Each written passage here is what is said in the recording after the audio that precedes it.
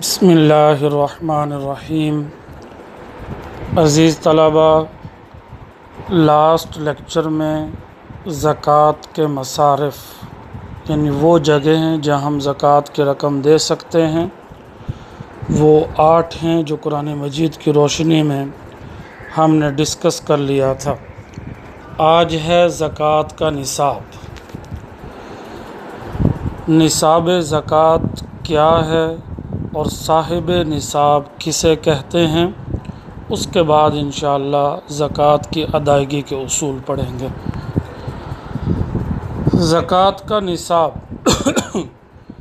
زکوٰۃ ان لوگوں پر فرض ہے جن کے پاس ایک خاص مقدار میں سونا، چاندی، روپیہ یا سامان تجارت ہو۔ اس خاص مقدار کو نصاب کہتے ہیں، اور جن کے پاس یہ تمام چیزیں ہوں ایسے لوگوں کو صاحب نصاب کہتے ہیں۔ یہ آپ کا شارٹ کویسچن بھی بنتا ہے کہ نصاب یا صاحب نصاب کسے کہتے ہیں۔ مختلف اشیاء کا نصاب یہ ہے، ان میں نمبر 1 سونا 7.5 تولے۔ اگر کسی بھی صاحب نصاب کے پاس سنگل صورت میں صرف سونا موجود ہے، نہ اس کے پاس چاندی ہے، نہ اس کے پاس روپیہ پیسہ ہے، نہ ہی سامان تجارت، تو جب تک وہ اس نصاب کو نہیں پہنچے گا یعنی 7.5 تولے کو نہیں پہنچے گا، اس پر زکوٰۃ لاگو نہیں ہوگی۔ اگر 7 تولے بھی ہوں گے تب بھی اس پر زکوٰۃ نہیں ہوگی۔ اسی طرح چاندی 52.5 تولے، اگر اس کے پاس سونا نہیں، روپیہ پیسہ یا سامان تجارت نہیں، صرف چاندی ہے، تو چاندی ہونے کی صورت میں اگر 52 تولے بھی اس کے پاس موجود ہیں تب بھی اس پر زکوٰۃ لاگو نہیں ہوگی، کیونکہ جو نصاب زکوٰۃ مقرر کیا گیا ہے وہ ہے 52.5 تولے۔ اسی طرح اگر روپیہ پیسہ اور سامان تجارت یہ سنگل وے میں 52.5 تولے چاندی کی قیمت تک نہیں پہنچتے، جیسا کہ موجودہ دور میں 52.5 تولے چاندی تقریباً کوئی 50-55 ہزار روپے کے قریب ہے۔ اگر یہ روپیہ پیسہ یا سامان تجارت اس مقدار کو نہیں پہنچتے تو تب بھی ان پر زکوٰۃ نہیں ہوگی۔ اگر یہ چاندی کی مقدار یعنی 52.5 تولے چاندی تک ان کی مقدار پہنچ جاتی ہے تو تب ان پر زکوٰۃ ہوگی۔ اب زکوٰۃ سنگل وے میں 7.5 تولے کسی شخص کے پاس ہے، 52.5 تولے چاندی ہے، یا روپیہ پیسہ اور سامان تجارت یہ 52.5 تولے چاندی کی مقدار کے برابر ہے تو تب زکوٰۃ دیں گے، ادروائز زکوٰۃ نہیں ہوگی سنگل وے میں۔ اگر کسی شخص کے پاس 1 تولہ سونا ہے اور کچھ رقم اضافی پڑی ہوئی ہے 10,000 15,000، تو 2 چیزوں کو ملانے سے وہ چاندی کی مقدار کو پہنچ جائے گا، تو لہٰذا اس پر زکوٰۃ لازم آئے گی۔ اسی طرح کسی شخص کے پاس سونا 2 تولے 3 تولے ہے اور چاندی بھی 4-5 تولے 10 تولے ہے، تو دونوں چیزوں کو اگر ہم ملائیں گے تو وہ 52.5 تولے چاندی کی مقدار کو پہنچ جائیں گے، تو لہٰذا وہ صاحب نصاب کہلائیں گے، ان پر لازم ہوگا کہ وہ زکوٰۃ دیں گے۔ اسی طرح روپیہ پیسہ سامان تجارت یہ اگر کسی کے پاس کم مقدار میں ہے لیکن ساتھ ہی سونا یا چاندی یا کوئی اور چیز جو اس مقدار کو لے جائے 52.5 تولے چاندی تک، 52.5 تولے چاندی کم از کم مقدار ہے جو معیار مقرر کیا گیا ہے۔ اس حد تک اضافی بنیادی ضروریات سے زائد یہ چیزیں اگر پڑی ہوں تو وہ زکوٰۃ ادا کریں گے۔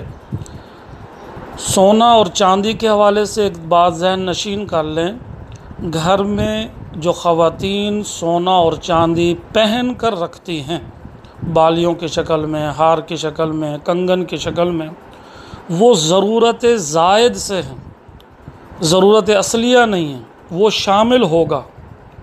کوئی یہ سمجھے کہ ہم نے تو پہنا ہوا ہے، استعمال میں ہے، تو لہٰذا جو پڑا ہوا ہے اس کی مقدار نہیں پہنچتی، تو ایسا غلط ہے۔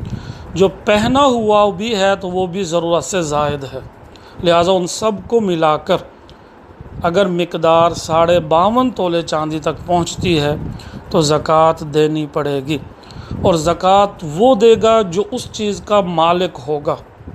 باپ مالک ہے اپنی بیٹیوں کے جہیز اور دیگر امور میں پڑے ہوئے سونے چاندی کی، تو وہ نکالے گا۔ اگر اس نے ملکیت عاقلہ اور بالغہ بیٹی کو دے دی ہے تو بیٹی مالک ہے، اس پر لازم ہے کہ وہ زکوٰۃ دے گی۔ اسی طرح بہو، وہ بھی صاحب نصاب ہوتی ہے عموماً، جب وہ بیاہ کر جاتی ہے تو سسرال اور میکے سے اس کو جو سونا ملتا ہے اس سینس میں وہ بھی صاحب نصاب ہوتی ہے۔ اس پر لازم ہوتا ہے کہ اگر اس کی مقدار 52.5 تولے چاندی تک ہے یا اس سے زائد ہے تو پھر وہ زکوٰۃ دیں گے۔ اور ہم نے پیچھے پڑھا کہ زکوٰۃ کی شرح 2.5% ہے، 100 روپے کے پیچھے 2.5 روپے، 1000 روپے کے پیچھے 25 روپے، اور 10,000 کے پیچھے 250 روپیہ، اور 1,00,000 روپے کے پیچھے 2500 روپیہ زکوٰۃ دیں گے۔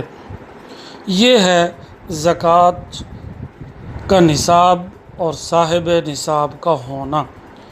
تو اس لیے سنگل وے میں کنڈیشن مختلف ہوگی، ڈبل وے میں کنڈیشن مختلف ہوگی۔ سنگل وے میں جب تک نصاب کو کوئی چیز نہیں پہنچے گی زکوٰۃ نہیں ہوگی۔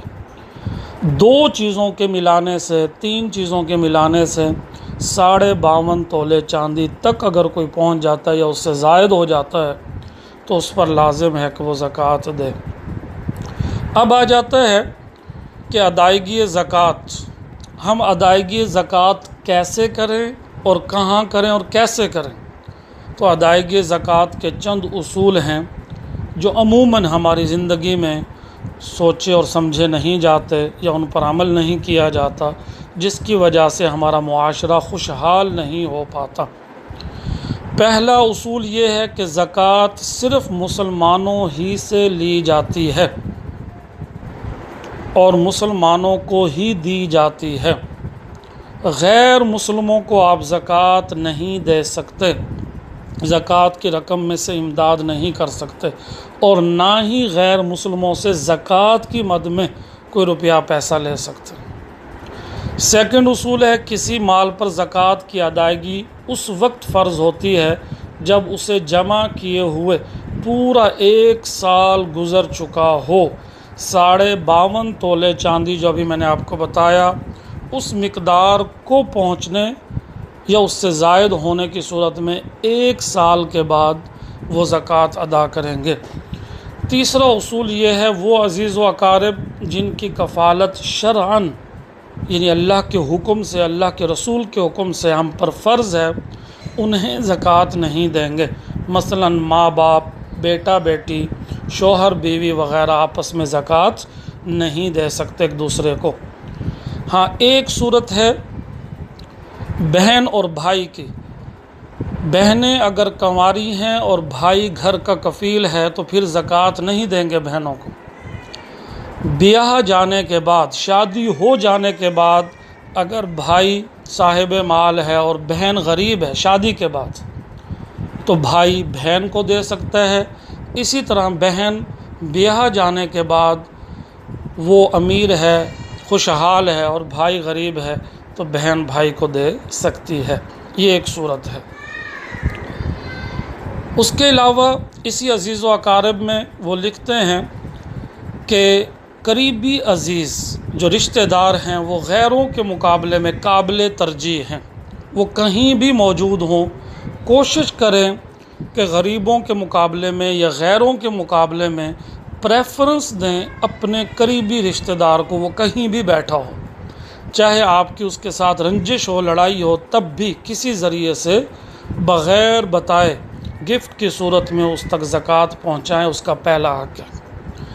عام حالات میں نیکسٹ ایک بستی کی زکوٰۃ خود اسی بستی میں تقسیم ہونی چاہیے۔ کوشش کریں کہ آپ جس ٹاؤن، سوسائٹی، علاقے یا شہر میں رہتے ہیں وہاں کے لوگوں کو، غریبوں کو اور فقیروں کو دیکھیں، نہ کہ آپ اپنا پیسہ مرکز میں بھیج دیں۔ بعضوں کے مرکز لاہور میں ہیں، کسی کے کراچی میں ہیں، کسی کے فیصل آباد میں ہیں، دینی مدارس کے طور پر یا اسلامی تنظیمات کی شکل میں۔ تو اس سے کہیں بہتر ہے کہ آپ اپنے علاقے، بستی، ٹاؤن اور سوسائٹی کا خیال کرتے ہوئے پہلے انہیں زکوٰۃ دیں۔ لہٰذا اس بستی میں مستحق زکوٰۃ نہ ہونے، یعنی اس بستی میں کوئی بھی مستحق زکوٰۃ نہیں، یا کسی دوسری بستی میں ہنگامی صورتحال، سیلاب، زلزلہ، قحط وغیرہ، تو پھر اپنی بستی کو روک کر پریفرنس وہ جو پریشان کن لوگ ہیں ان کو پہلے زکوٰۃ دینی چاہیے۔ زکوٰۃ دینے والوں کو چاہیے کہ زکوٰۃ لینے کے لیے مستحق زکوٰۃ ہونے کا ممکنہ حد تک اطمینان کر لیں۔ یہ ہمارے معاشرے میں چشم پوشی ہے، طوطا چشمی ہے کہ ہم بغیر چھان بین کیے ہوئے ہٹے کٹے کمانے کے قابل لوگ جو فقیر بن کر پیشہ ور ہمارے پاس آتے ہیں، یا مسجدوں کے باہر بیٹھے ہوتے ہیں، یا گھروں میں آ جاتے ہیں، مارکیٹ میں آ جاتے ہیں، ہم بغیر تحقیق کیے انہیں زکوٰۃ کی رقم دے رہے ہوتے ہیں، تو یہ زکوٰۃ کی رقم ادا نہیں ہوگی، اس پر گرفت ہوگی کل بروز قیامت کہ آپ نے چھان بین کیوں نہیں کی۔ ممکنہ چھان بین کرنا یہ لازم ہے۔ زکوٰۃ کی رقم سے ضرورت کی اشیاء بھی خرید کر دی جا سکتی ہیں، جیسے راشن ہے، اسی طرح عید کے کپڑے ہیں، اسی طرح کسی کے گھر کی چھت ٹوٹی ہوئی ہے اس کے لیے یہ سریا، بجری، سیمنٹ وغیرہ، یا کسی کے موٹر پمپ خراب ہے، تو اس صورت میں بھی ہم وہ چیزیں لے کر زکوٰۃ کی رقم سے دے سکتے ہیں۔ ساتواں، مستحق زکوٰۃ کو بتانا بھی ضروری نہیں، یہ جتانا اور بتانا بھی ضروری نہیں، اور ہم جتا کر، بینرز لگا کر، پوسٹر لگا کر لوگوں کو انتظار کرواتے ہیں کئی گھنٹوں تک کہ سیٹھ صاحب، رئیس صاحب، سردار صاحب، خان صاحب، جام صاحب باہر نکلیں گے، تب وہ اپنے ہاتھوں سے فوٹو سیشن ہوگا، زکوٰۃ تقسیم ہوگی۔ خدارا عزت نفس کا خیال کرتے ہوئے ان چیزوں سے اوائڈ کریں۔ کسی کو یہ بتانا بھی ضروری، آپ کی نیت میں زکوٰۃ ہونی چاہیے، بتائے بغیر گفٹ بنا کر نامعلوم انداز میں ان تک زکوٰۃ پہنچا دیں۔ یہ پیسہ مال اور زکوٰۃ کا ہے، یہ جتا کر بتانا یہ اخلاقی تقاضوں کے خلاف ہے اور کسی کی عزت نفس کو بگاڑنے کے مترادف ہے۔ عزیز طلباء، یہ وہ بنیادی اصول اور نصاب ہے جس کے ذریعے سے ہم زکوٰۃ کے تمام تر معاملات کو لے سکتے ہیں اور سمجھ سکتے ہیں۔ وما توفیقی الا باللہ۔ السلام علیکم ورحمۃ اللہ وبرکاتہ۔